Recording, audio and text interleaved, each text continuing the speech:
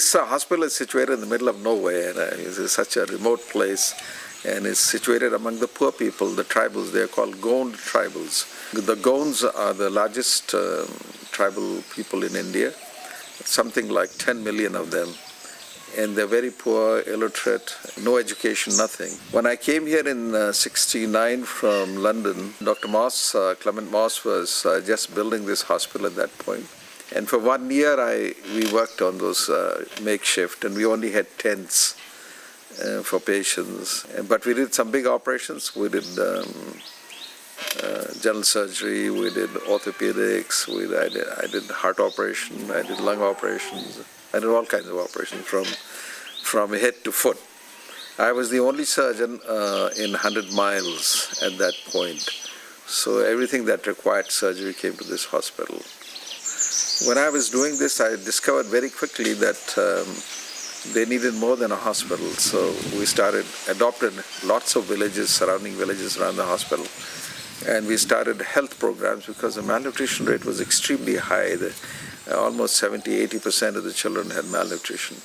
So we started agriculture, we started fruit planting, we started poultry, we started fishery, animal husbandry. Most of the diseases like cholera, typhoid, dysentery, diarrheas were due to water pollution. So we got a drilling project going, and we drilled something like 3,000 tube wells and installed hand pumps in the villages. So that cleared a lot of diseases.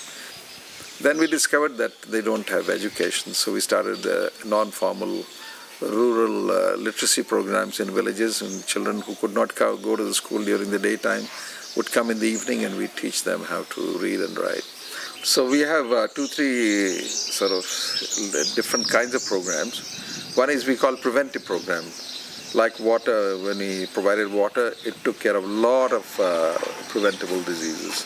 When we took care of food, that took care of their physical health. So that's a preventive program.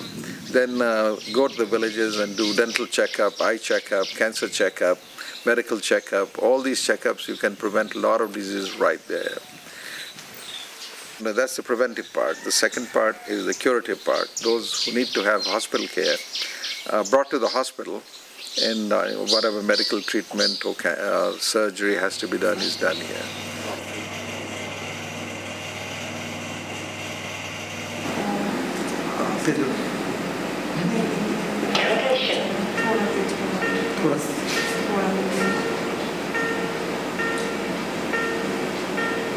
And the third part is what we call rehabilitation. There are many people like those who have lost the sight. So we run a school for the blind here and teach them crafts, handicrafts, how they can make a living. We have physiotherapy unit where we design for the disabled people limbs and things like that, so they can go and walk and do things. Same thing with the cancer patients who have lost their limbs or jaw or something. So their water problem, their food problem, their education problem, and their spiritual problems, it was a holistic program.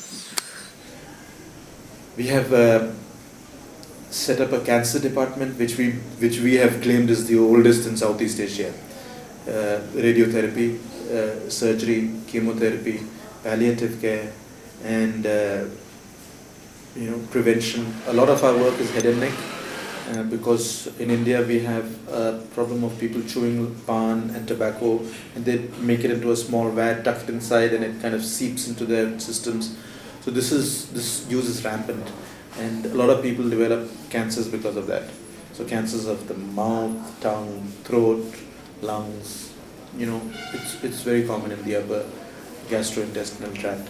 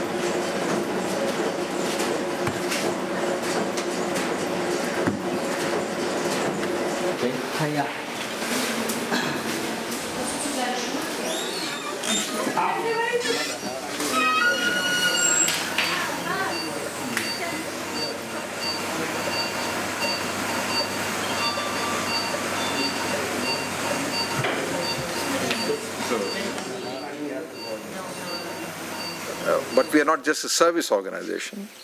We also are an educational institution where we train primary level children to all the way to professional level.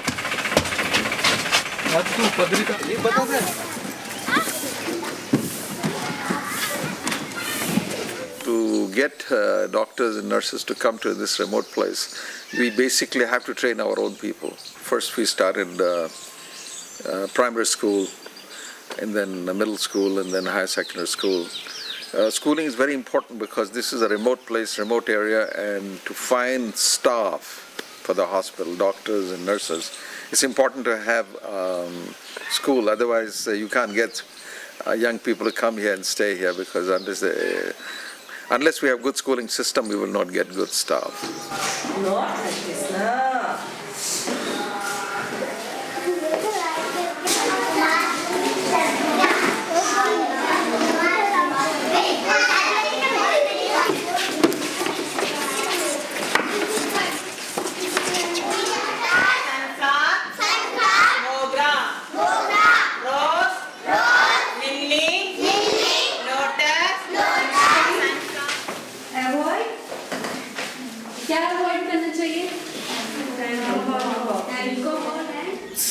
Staffing is an issue for us because we want people who are not only professionally good, but we want people also who are committed and dedicated to this kind of work.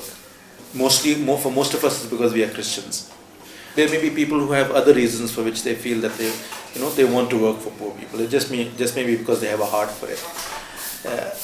Finding such people is very difficult because it's a very commercialized world, and it's a problem for us, for doctors, for nurses, and for paramedical staff. Any qualified professional staff is a problem for us.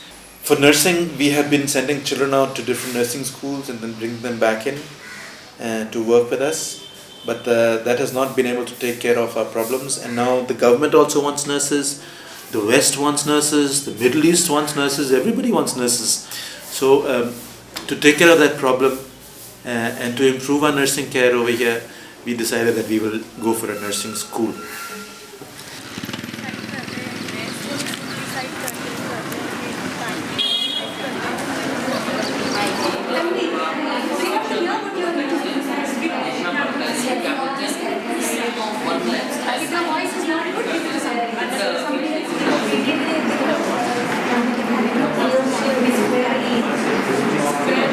My name is Meghna.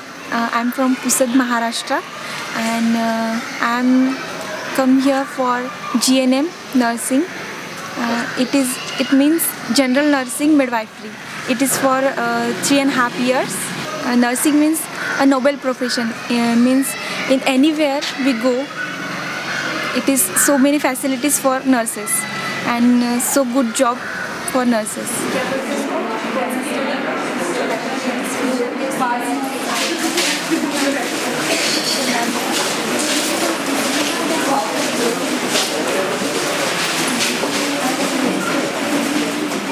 प्रेम रखें क्योंकि प्रेम परमेश्वर से है और जो कोई प्रेम करता है वह परमेश्वर से जन्मा है और परमेश्वर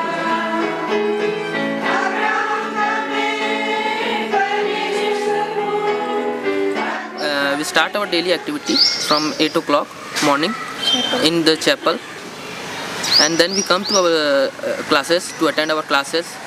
Then 8:30 a.m. is our tea break. Then we come from 11 a.m. and our classes begins, and our classes ends at 5 p.m.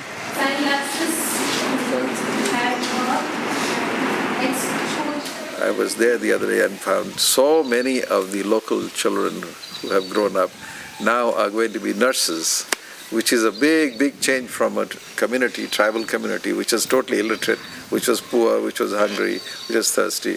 Now it's going to produce nurses. which I think is a big achievement. In a world where there is major unemployment, nurses always get a job. And the children we have drawn are nurses from, the children we have got are nurses from, we have taken many Christians, and we have taken many people from different villages and from what we call scheduled caste and scheduled tribe, the poor strata of society. Almost 30 out of our 40 students are from this kind of a background. And there are challenges because their educational levels that they have come in with are not very good. So we have to teach them English, we have to teach them computers. Many of them have not even touched a computer ever in their lives.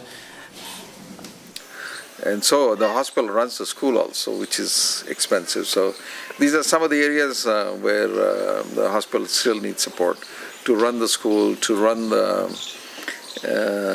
nursing school. It needs to build a completely new complex for the nursing school. It's very simple for people to say that we do not give money for buildings, for bricks, for cement. But I am saying that this money is being not given for the brick and the cement. It's been given for educating a person. If we educate this girl and she becomes a nurse, and if we can make her go out into the community over here, which is being our stress from day one. We are trying to make them not only professionally excellent, but socially responsible too. They have to understand that the society they come from needs nursing care. And for this reason, this brick and this cement is actually giving livelihood for a lifetime to this girl. And through this girl is reaching so many millions, hopefully, of patients, providing care that is needed in our parts of the country. We have a very good brand name in our region. MP, Chhattisgarh, Maharashtra, anybody who gets education from us will get a job. To see bacteria. Okay? So in many ways this institution is serving as a model institution. So it has a very positive role to play in the whole district and in fact the whole region. I think looking at it from the women point of view, looking at it from the education point of view, looking at it from the how our hospital will benefit point of view, it's a synergy all around, and we want to do this majorly.